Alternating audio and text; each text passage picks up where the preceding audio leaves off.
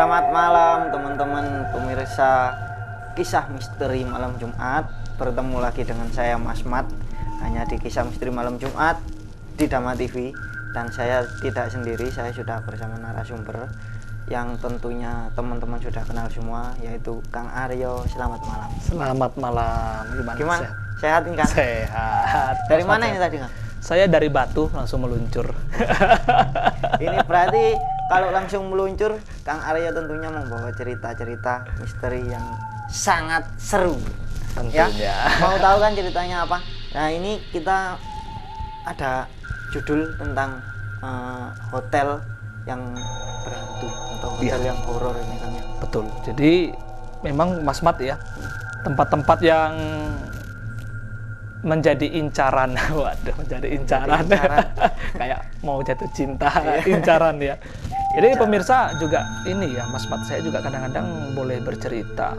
Tidak satu tempat, tetapi saya tidak menjudge hotel saja. Tetapi memang kejadian-kejadian ini real terjadi. Artinya bahwa kita harus berhati-hati, tetap dalam doa ya. Kita mau bermalam kemanapun itu, kadang-kadang kenapa sih kita katakan hotel itu sebagai tempat di mana menjadi sarangnya setan, jadi sarangnya hantu. Kita bisa secara real, kita bisa melihat ya. Kadang-kadang ya, maaf ya Mas, hotel itu digunakan untuk berbuat hal-hal maksiat. Kadang-kadang begitu terjadi ya.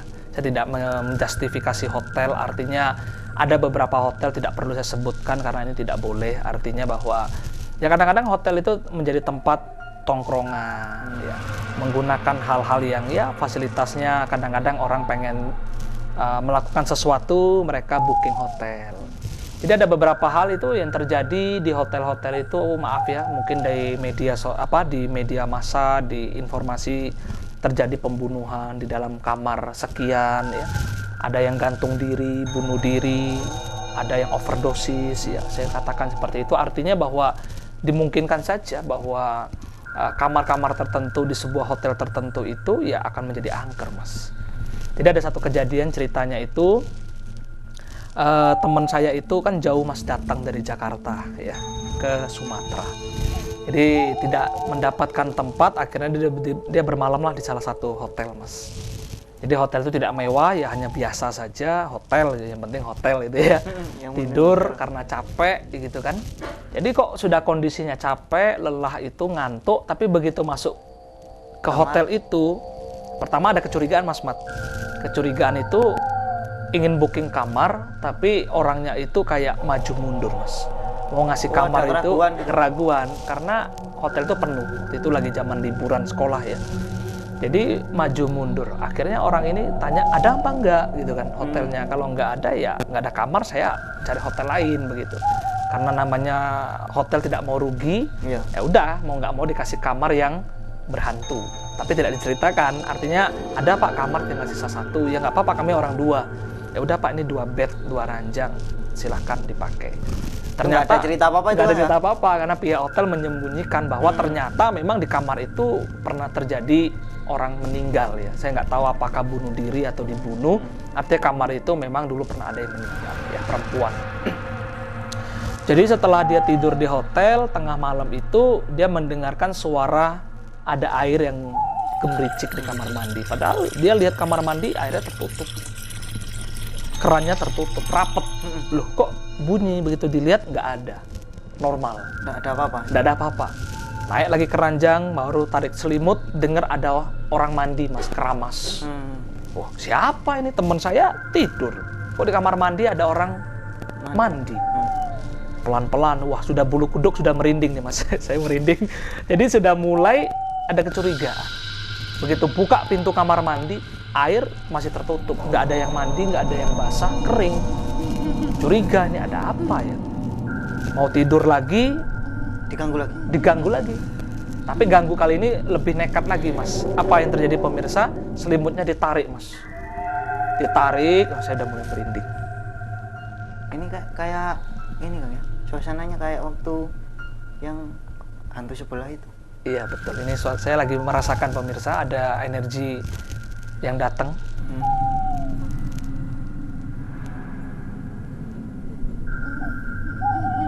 Ya, Jadi saya lanjut, saya tadi berdoa sedikit supaya makhluk-makhluk yang mungkin datang adalah supaya berbahagia ya Mas Pat ya, tidak mengganggu. Mohon izin, saya hanya sekedar bercerita saja. Saya merasakan bulu kuduk saya, Mas merasakan? Merasakan ya, suasana di ruangan ini beda sama ya. persis kayak yang waktu Ya, hantu saya pernah itu. hantu sebelah, terus saya pernah bercerita tentang pocong, juga suasananya sangat beda sekali ya. Tiba-tiba ada yang Ya, mengganggu. karena saya orangnya termasuk sensitif Mas Mat, jadi ada dunia lain itu yang mendekat itu jarak radius 10 meter itu saya sudah merasakan. Ya. Jadi saya lanjut Mas Mat. Jadi selimut yang dipakai oleh orang yang tidur itu ditarik Mas dengan sosok wanita, yaitu adalah kuntilanak Mas. Ya, dengan rambut yang terurai, tidak kelihatan. Ini bulu kuduk saya terus merinding. Saya yakin makhluknya sedang ada di tempat ini, tapi tidak apa-apa, kita teruskan Mas Mat. Jadi selimut itu setelah ditarik Mas, dia langsung seperti orang kelindian, nggak bisa bergerak tapi matanya melotot, nggak bisa ngomong, mulutnya kaku, badannya kaku, matanya melotot kayak ketakutan. Selimut itu ditarik turun, wah ini udah mulai merinding. Ditarik turun selimutnya itu sampai selimutnya itu bisa ngambang Mas, bisa ngawang di atas itu. Oh, Terbang seperti, tetapi di dalam selimut itu seperti ada sosok orang yang sedang diselimuti Mas. Jadi menyerupai orang berdiri. Astaga, bulu kuduk saya merinding. Mengganggu nggak ini Kang? Enggak. Ya, cuma saya merasakan ada aura. Jadi boleh dikatakan selimut itu berdiri Mas, seperti menyerupai orang yang diselimuti. Setelah berbalik badan, ternyata itu adalah sosok hantu wanita, kuntilanak saya katakan, yang mukanya pucat tetapi ada bersimbah darah di leher Mas. Seperti habis disayat ataupun mati dalam posisi gantung diri. Ada sayatan Di leher. memanjang ya, seperti yang dicekik seperti itu Mas. Jadi pada malam itu seketika mereka semua kabur Mas. Langsung malam itu juga meninggalkan hotel. Telepon saya mengatakan bahwa hotel ini berhantu. Seperti itu. Lalu apa yang dilakukan? Tiba-tiba kabur gitu aja? Ya kabur, ini satu cerita ya Mas ya. Mungkin masih ada cerita-cerita lain lagi yang Kang Aryo alami sendiri waktu itu. Tapi sebenarnya kan di semua bangunan kan ada kan sebenarnya. Iya. Kalau saya boleh katakan selain di hotel, itu di rumah sakit, ya, sekolahan yang tempat jarang dihuni oleh orang, biasanya itu akan dihuni oleh makhluk lain, Mas. Ya, kayak rumah yang udah lama ditinggalkan. Rumah seperti itu ya. Nah, jadi kita akan berangkat lagi Mas ke cerita yang lain, tetapi sama seputar hotel yang berhantu. Artinya bahwa ada juga hotel yang disinggahi oleh noni-noni Belanda. Saya tidak usah sebutkan tempatnya, mungkin pemirsa sudah bisa tangkap apa yang saya sampaikan ya, karena ini privasi. Jadi ada hotel yang berhantu, itu ada noni-noni Belandanya. Nah, memang saya tidak mengalami langsung, tapi teman saya yang tidur di hotel itu selalu melihat ada wanita seperti orang Belanda, orang Eropa, rambutnya seperti orang bule, tapi menggunakan gaun pengantin. Wow. Dia akan selalu mendatangi kamar-kamar, dia akan mengetok pintu. Memang suasana hotel itu sangat mencekam. Ini kita sekilas saja cerita Mas Mat, jadi biar bisa mencakup beberapa hotel-hotel yang pernah berhantu. Tapi yang noni Belanda tadi tetap satu kamar ini atau mungkin satu hotel? Ada, kalau menurut saya Mas Mat itu dia ada di salah satu kamar yang dimana dia pernah mati di situ Mas. Tetapi dia mendatangi beberapa kamar-kamar, dia gedor-gedor, dia ketok-ketok, tapi begitu dibuka memang nggak ada orang. Tapi mengganggunya seluruh hotel. Seluruh hotel, jadi datang hanya diketok-ketok saja. Tapi pernah ada orang yang bersantai, baca koran, ngerokok, minum kopi di satu ruangan, kita katakanlah ruang tunggu. Tidak sengaja itu dia melihat sekelibet wanita Belanda yang menggunakan gitu baju, menggunakan gaun pengantin tadi lewat gitu. Dia juga kagetnya setengah mati. Akhirnya beredarlah rumor cerita itu bahwa memang hotel itu ada noni hantu Belanda seperti itu. Ini yang datang apa ini? Ya, terasa sekali. Kita hari ini tapi nggak mengganggu ya, Kang, ya? Nggak mengganggu ya. Mudah-mudahan saya mendoakan ya. Karena ada Kang Aryo juga. Nah, ini biasanya di hotel itu Kang ada sebuah kamar yang bisa dikatakan sedikit horor lah ya. Iya. Tapi disucikan Kang. Iya. Nah, itu menurut Kang Aryo gimana? Kalau kamar yang disucikan itu memang haruskah ada atau mungkin bisa dihilangkan? Kan juga termasuk apa ya Kang? Kadang merugikan pengunjung. Iya, betul. Jadi saya pernah juga diundang untuk melakukan pemberkatan ya, pemberkatan doa, penyucian tempat.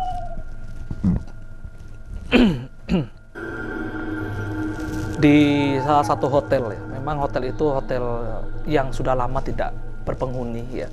Artinya bahwa saya merasakan ada energi-energi negatif ya Mas. Waktu saya melakukan doa, saya melakukan pemberkahan, pemberkatan, doa, penyucian tempat itu saya merasakan sekali. Ada aura-aura gelap, ada apa namanya itu aura-aura yang sedih, penuh kesedihan di dalam hotel itu. Nah, memang saya menemukan ada beberapa sosok-sosok makhluk halus yang ada di kamar, yang ada di tangga seperti itu ya. Dia menatap saya, melihat saya, tapi saya hanya mendoakan semoga dia berbahagia. Semoga dia terlahir di alam yang bahagia, karena kondisinya itu mereka itu ada yang mati gantung diri, ada yang mati karena overdosis, ada yang mati karena ya hal-hal yang tidak wajar lah. Tapi ini bukan dalam satu momen itu saja, tapi sudah selama hotel itu berdiri ya selama itulah ada kejadian-kejadian. Atau mungkin sebelum hotel itu didirikan ada sesuatu Kang? Nah, biasa ada beberapa tempat itu yang tanpa kita ketahui itu ada saja pemirsa hotel yang dibangun di atas tanah kuburan. Nah, itu tidak bisa dibersihkan. Artinya bahwa selama ada tulang belulang jasad ya di dalam tanah itu yang didirikan di atas tanah kuburan hotel tersebut atau rumah, kita katakan rumah tinggal, itu akan berhantu, Mas. Karena apa? Karena didirikan di atas tanah kuburan. Mungkin kuburan zaman dulu, kita tidak tahu ya. Nah, itu aura mistisnya akan terus ada. Itu tidak mungkin dibersihkan. Tapi apakah mengganggu Kang? Bisa saja, tergantung makhluknya. Kalau makhluk yang meninggal itu adalah orang baik, ya saya yakin tidak mengganggu. Mungkin ada wujudnya, tapi tidak mengganggu. Tapi apabila naasnya kita berdiri di tanah kuburan yang dimana orang meninggal itu adalah orang jahat, mungkin dia dulu pernah jadi orang yang punya ilmu hitam. Nah, kalau tidak dia yang mengganggu, ya makhluk-makhluk yang menjaganya itu. Dia menampakkan wujud, dia maju menakut-nakuti dengan wajah yang jelek. Bahkan kita itu bisa dibuat sakit, tidak bisa melihat orang itu, dia nyerang, dia agresif.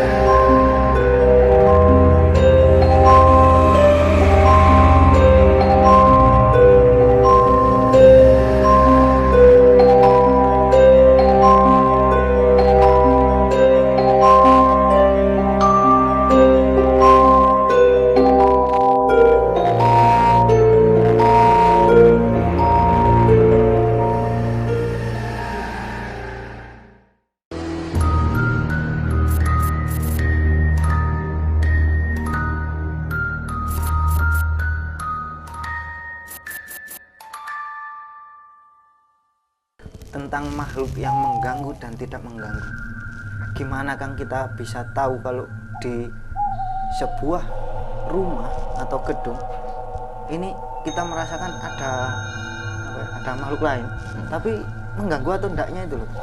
Jadi kalau saya boleh menggambarkan Mas Mat ya, seperti contoh kita tidak keluar dari tema dari hotel. Ya. Kalau andai kata makhluk itu baik, ya mereka tidak akan mengganggu, dia hanya diam saja di pojokan. Misalnya kita katakan di pojokan sana, dia diam aja di sana berdiri. Dia nggak ngapa-ngapain. Bahkan dia tidak menampakkan wujud kepada tuannya. Tidak menampakkan? Tidak menampakkan wujud. Artinya ada, kita merasakan bulu kuduk kita merinding. Manusia normal yang tidak punya indera keenam tidak melihat, tetapi memang dia ada di situ, tapi dia tidak mengganggu. Itu makhluk yang baik. Makhluk yang ya sebagai penjaga rumah lah. Cuma ingin berkenalan lah Iya, istilahnya. berkenalan begitu ya. Tapi kalau makhluk yang mengganggu, kita jangkan bulu kuduk merinding, kita kadang-kadang diserang, artinya kita kadang-kadang dibuat sakit, penunggu rumahnya, dia menampakkan wujud, dia maju menakut-nakuti dengan wajah yang jelek, bahkan kita itu bisa dibuat sakit. Nah, itu namanya makhluk jahat.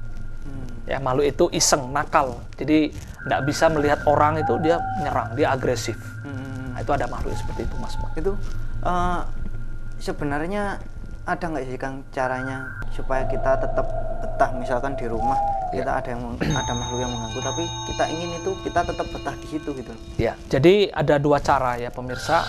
Anda boleh menggunakan keyakinan Anda sebagai orang yang beragama dengan membacakan doa sebelum penempatan rumah baru, atau bahkan melakukan penyucian tempat, pembersihan tempat. Anda boleh dengan doa-doa yang kita yakini, artinya sesuai dengan agama kita masing-masing. Secara budaya, secara tradisi kebatinan saya pribadi, saya selalu mengarahkan pasien saya selalu mengarahkan orang-orang yang terdekat dengan saya, siapkan garam kasar. Ya, itu yang pertama. Tabur di dalam rumah, di sekeliling sampai ke atap rumah. Karena diyakini bahwa garam kasar itu sebagai penetralisir aura-aura negatif. Yang kedua, bisa menggunakan dicepret air garam tadi dengan daun kelor. Jadi air dicampuri di mangkok garam, boleh, iya. lalu diciprat-cipratkan Ciprat-cipratkan dengan daun kelor. Ya, atau dengan daun dikatakan sebagai daun bidara. Atau kalau di Jawa Timur namanya apa? Kalau di tempat saya namanya daun bidara. Nanti Anda bisa searching ya, cari daun bidara, itu sejenis dengan daun kelor yang diyakini bisa mengusir roh-roh jahat, ya, bisa mengatasi itu. Nah, itu jadi hal-hal yang bisa dilakukan seperti itu, Mas Mat. Nah, kalau misalkan kejadian kayak temennya Kang Aryo tadi di hotel, itu bukan tempat tinggal kita, tapi kita diganggu nih Kang. Nah, kalau keyakinan kami itu, kalau kemanapun pergi, usahakanlah membawa dupa atau hiu, ya, seperti ini, ya. Jadi kalau dupa semacam ini pemirsa, diyakini itu adalah sesajian. Memang kita bukan bersekutu dengan setan, bukan, tetapi nyenengin. Kalau orang mengatakan kita berikanlah suguhan, ya. Kemana kita pergi, bawa aja dupa, kita sumutin, kita bakar, kita doa semoga semua makhluk hidup berbahagia, ya. Tancapkan di situ. Nanti secara otomatis, ini sudah Kang Aryo buktikan pemirsa, maka saya berani menyarankan. Jadi kalau kita punya dupa yang wangi, ya, kita bakar satu batang aja, jangan banyak-banyak.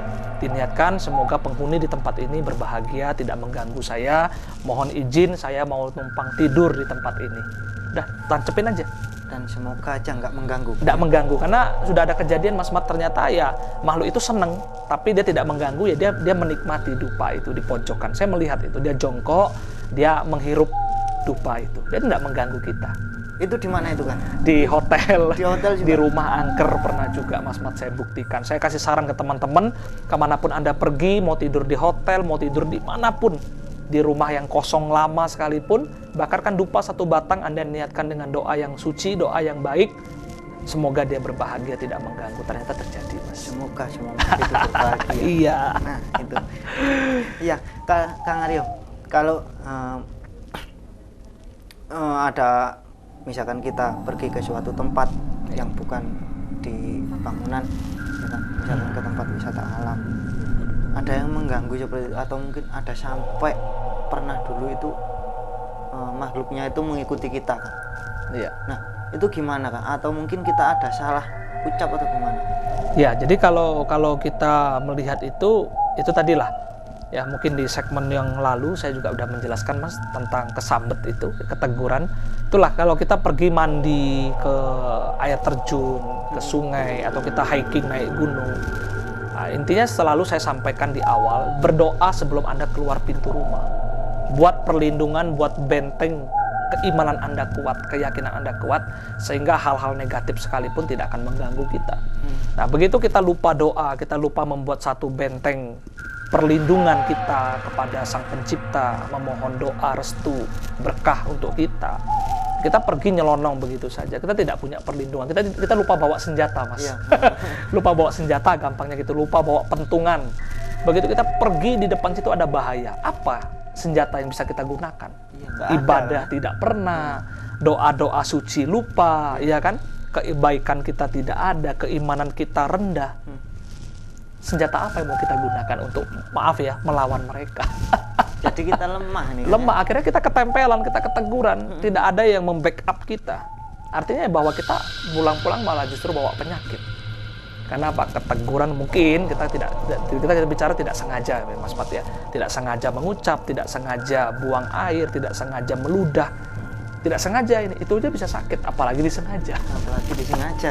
Iya, itu Mas Mat. Kembali ke hotel yang menyeramkan tadi Kang Aryo. Pengalaman Kang Aryo pribadi tentang hotel. Apa sih yang membuat kebanyakan orang di hotel yang angker bisa sampai berlarian ini Kang? Jadi tadi itu adalah teman saya, Mas. Sekarang saya kembalikan kepada kisah nyata saya. Ya. Jadi Kang Aryo itu pernah ke luar negeri ya. Saya katakan saya pernah menjajaki lah paling tidak, Mas. Namanya di luar negeri itu kan hotelnya indah-indah ya Mas ya. Istilahnya kan. Itu Kang Aryo itu ya? Iya, waktu saya itu nggak diajak. Ya, jadi saya pernah sampai ke China, ke Hong Kong ya. Memang saya tidak cerita dengan teman-teman yang waktu itu mengundang saya pergi ke sana, saya tidak cerita. Baru hari ini saya cerita. Mudah-mudahan bisa melihat ya, kisah ini. Artinya bahwa saya tidak menyebutkan di mana, hotel apa, tidak boleh ya. Artinya saya pernah ke luar negeri. Saya awalnya berpikiran lah luar negeri tempatnya indah, hotelnya mewah, bagus seperti itu ya. Ternyata jangan tertipu teman-teman ya. Hotel yang megah, mewah sekalipun bukan berarti tidak berhantu. Jadi saya tidur Mas Mat, tengah malam itu saya tidur. Memang tidak jauh-jauh Mas. Jadi saya tidur, saya lupa pakai selimut, artinya ya saya namanya orang udah capek, geletak di atas ranjang, seorang diri. Waktu itu saya seorang diri Mas. Jadi kan kalau kita tidur kaki kita begini ya. Ya. Jadi di antara sela kaki kita ini kan tengah-tengah ini kan ada ruang. Ada ruang ya. Ya. Saya melihat ada sosok wanita rambut panjang itu muncul Mas dari bawah ranjang itu. Menggelitiki kaki saya. Wah, wakitnya setengah mati saya. Terus gimana? Terus saya udah mulai merinding. Itu cuma menggoda tapi nggak nakal kan? Iya, karena kan lampu hotel kan bisa diredupkan ya. Kalau kita terlalu terang kan susah tidur Mas Mat. Saya hanya hidupi lampu ranjang kanan kiri kan kuning ya. Jadi remang-remang, lampu lain tak matikan. Begitu saya mau tidur, sudah capek itu, saya rebahan lupa pakai selimut, ya dia muncul dari tengah-tengah itu Mas. Jadi wanita yang berambut panjang hanya kelihatan lehernya saja Mas. Jadi saya sangat yakin dan percaya jelas sekali bahwa itu setan Mas. Karena itu wajahnya itu, rambutnya itu berantakan, nutupin wajah, hanya setengah sampai leher saja. Setelah itu ada kuku panjang yang menggelitiki kaki saya, hanya sekali garukan begitu, saya kaget Mas. Saya sadar, jadi antara sadar dan tidak Mas. Jadi kalau kadang-kadang pemirsa, Anda didatangi makhluk halus itu biasa antara Mas. Antara sadar dan tidak, artinya begini. Ya, jadi dibilang tidur enggak tidur, dibilang Anda sadar 100% juga tidak, tetapi saya menggunakan bahasa saya itu adalah alam antara. Alam antara. Antara tidur dan tidak. Nah, disitulah kita sangat bisa merasakan dunia lain. Alam antara. Ya, boleh saya katakan bukan alam kehidupan, artinya alam antara ini antara sadar dan tidak. Ya, biasanya karena kecapean. Ya, mungkin pemirsa mungkin Mas Mat pernah merasakan ya, mau tidur dibilang tidur, enggak, boleh katakan bahasa rakyatnya itu tidur ayam, merem-merem ayam. Jadi dibilang tidur juga enggak, dibilang sadar juga enggak. Nah, itu ada antara di situ. Nah, ini waduh, kayaknya waktu juga yang memisahkan nih. Iya. Ini gimana ini, ada pesan-pesan buat teman-teman mungkin yang mau keluar kota atau mungkin sedang mengalami rumahnya yang berhantu. Iya, jadi pemirsa, saya tidak mendiskriminasi hotel manapun, rumah manapun, tetap Anda hati-hati. Karena selain saya, mungkin Mas Mat, mungkin Anda di rumah, mungkin teman-teman saya juga punya banyak kisah tentang hantu-hantu yang bersarang di hotel, di kamar-kamar tertentu. Akibat apa? Akibat kamar itu lama kosong dan ada kejadian-kejadian yang tidak diceritakan. Pemirsa jangan takut, Anda ingin berlibur kemanapun, Anda ingin nginap di hotel manapun, Kang Aryo hanya berpesan sebelum Anda berangkat yang sangat utama, sebelum Anda meninggalkan rumah Anda, berdoalah. Memintalah pertolongan, perlindungan kepada Yang Maha Kuasa, kepada Tuhan, dan kita berdoa sesuai keyakinan kita, di atas kebaikan kita. Tidak ada sesuatu hal yang tidak mungkin. Kebaikan adalah sebagai yang utama, kebaikan adalah sebagai pelindung perisai kita untuk terhindar dari hal-hal yang tidak baik. Semoga liburan Anda dimanapun, di hotel manapun yang Anda pilih sebagai tempat tinggal Anda, Kang Aryo berani jamin kekuatan doa akan membersihkan semua suasana tempat yang tidak mengenakan. Nah, ya, jangan lupa berdoa dan terus berbuat kebaikan. Ya teman-teman, saya ingatkan lagi, ini kalau teman-teman memiliki keluh kesah ya terkait hal-hal yang berbau mistis atau horor, teman-teman bisa berkonsultasi dengan Kang Aryo pribadi, ya Kang ya. Betul. Tapi ingat, hanya WA, hanya chat WA, jangan menelpon. Nanti Kang Aryo akan mengkonfirmasi chat tersebut dengan memberi saran, ya Kang ya. Atau mungkin teman-teman cuma sekedar berbagi cerita, Kang Aryo bisa kok, bisa langsung WA aja, nggak apa-apa. Ya, sekian dulu acara Kisah Misteri Malam Jumat kali ini. Terus saksikan di episode-episode berikutnya. Dan saya terima kasih sekali Aryo atas waktunya. Selamat malam. Selamat malam ya. Oke teman-teman, terima kasih. Selamat malam.